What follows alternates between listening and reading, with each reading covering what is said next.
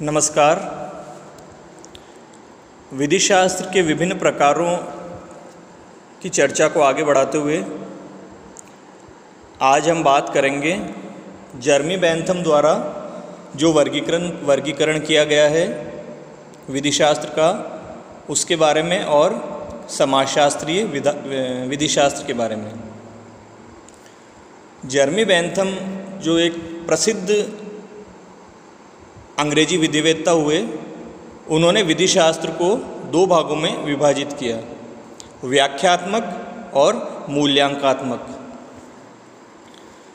व्याख्यात्मक विधि शास्त्र को उन्होंने पुनः दो भागों में विभाजित किया, प्राधिकारिक और अप्राधिकारिक। फिर अप्राधिकारिक व्याख्यात्मक विधि शास्त्र को पुनः दो भागों में विभाजित किया, स्थानीय और सार्वभौम। तो सबसे पहले देखते हैं कि व्याख्यात्मक विधि शास्त्र के बारे में उनके क्या विचार थे।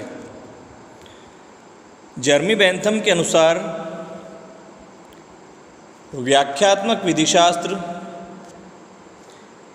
इस बात की व्याख्या करता है कि विधि क्या है, जबकि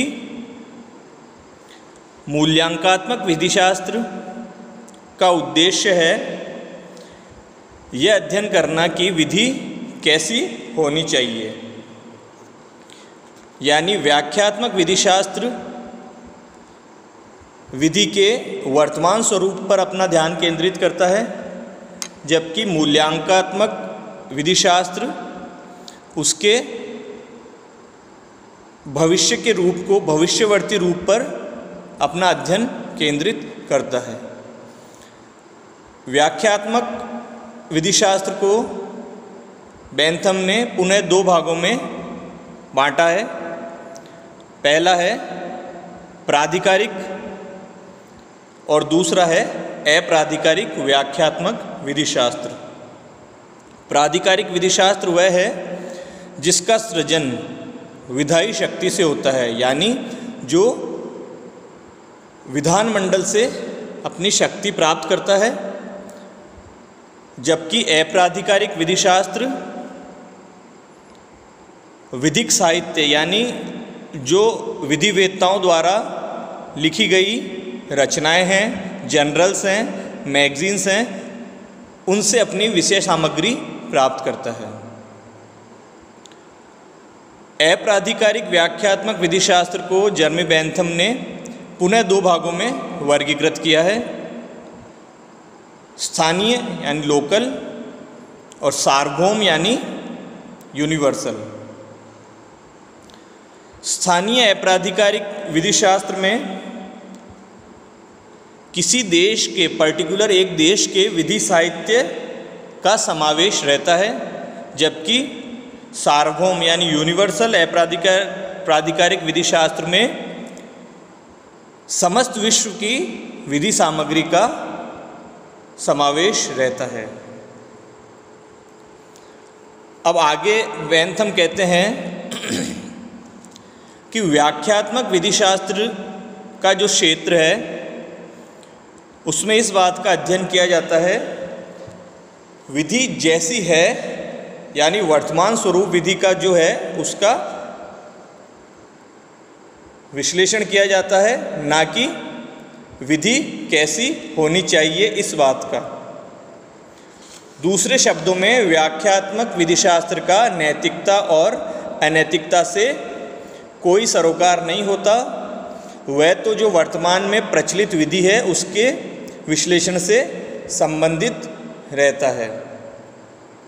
बेंथम ने अपने इन विचारों को उनकी एक प्रसिद्ध कृति लिमिट्स ऑफ जूरिस्प्रूडेंस डिफाइंड में व्यक्त किया था।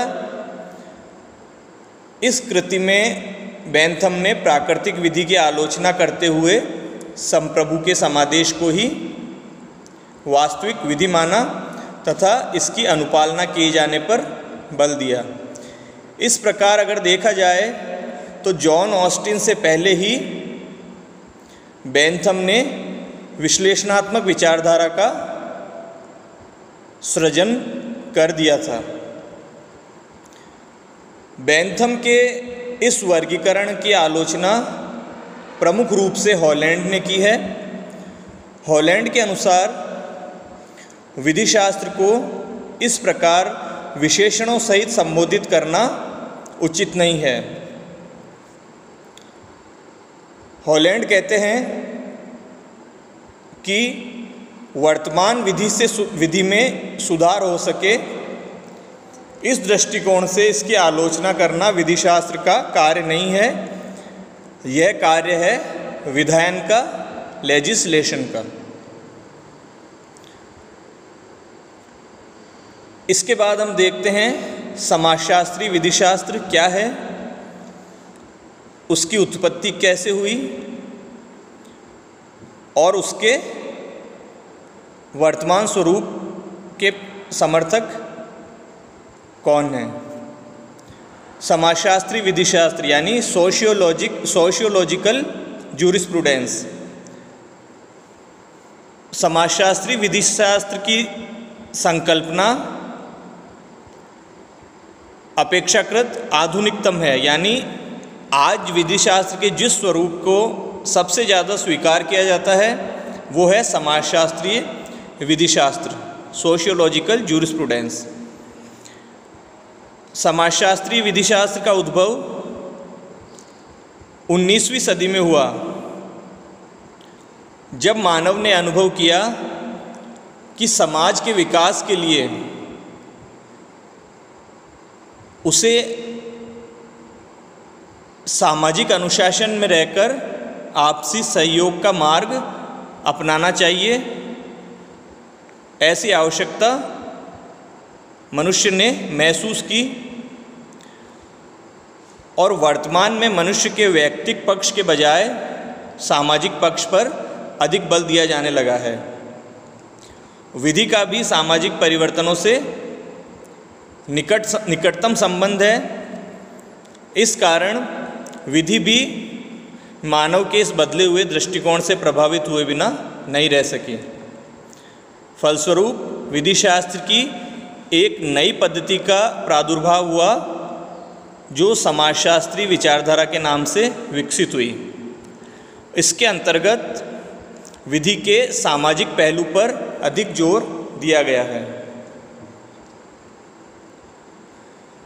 समाजशास्त्री विधिशास्त्र को हितों का विधिशास्त्र, जूरिस्प्रूडेंस ऑफ इंटरेस्ट भी कहा गया है, क्योंकि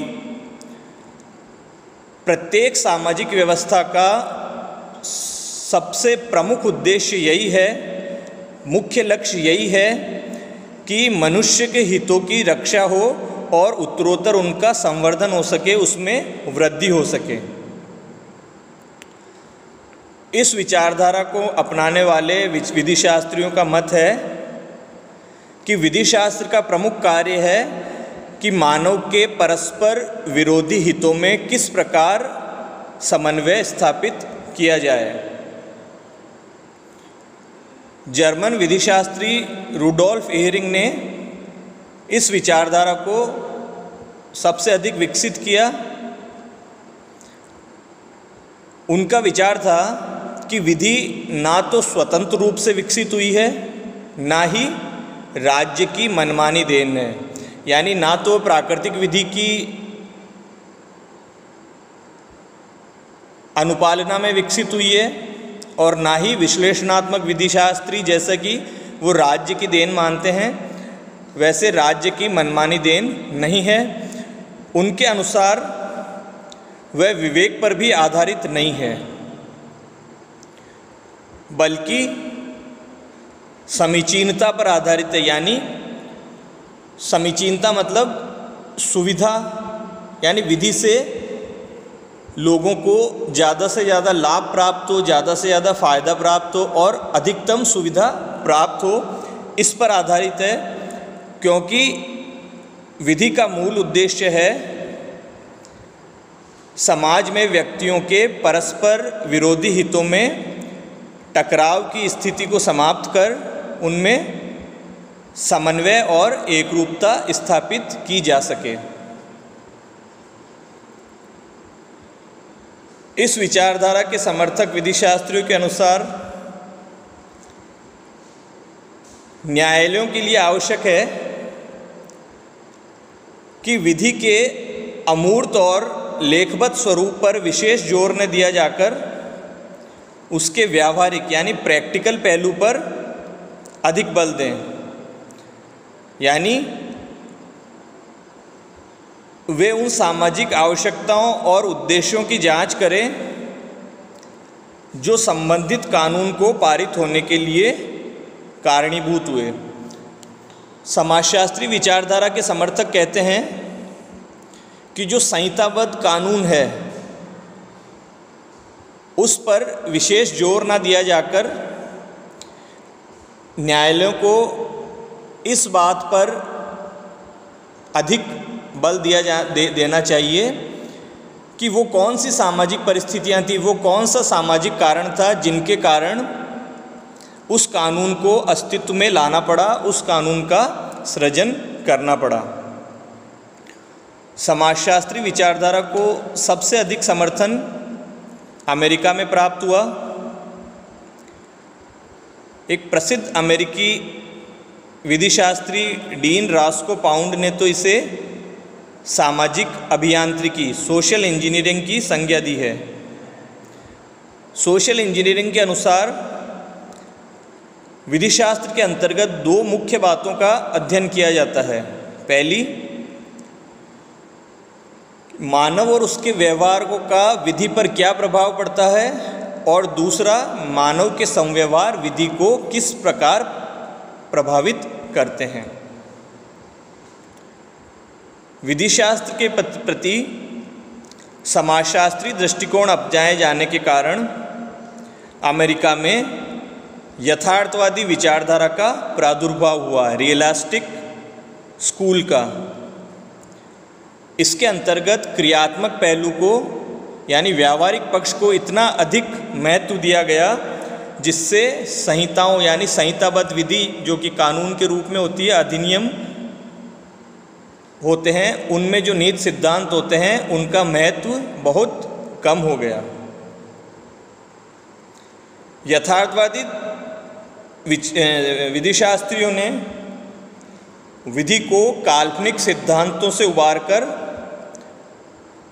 तथ्यों पर आधारित वास्तविक रूप प्रदान किया और इस प्रकार विधि को सामाजिक समस्याओं को सुलझाने वाला एक क्रियात्मक साधन माना। यथार्थवादी विचारधारा के यानी क्रियात्मक विचारधारा के प्रबल समर्थक हुए जेरोम फ्रैंक। उनका विचार था कि विधि की निश्चितता एक काल्पनिक और भ्रामक तथ्य है, क्योंकि विधि सदैव परिवर्तनशील रहती है।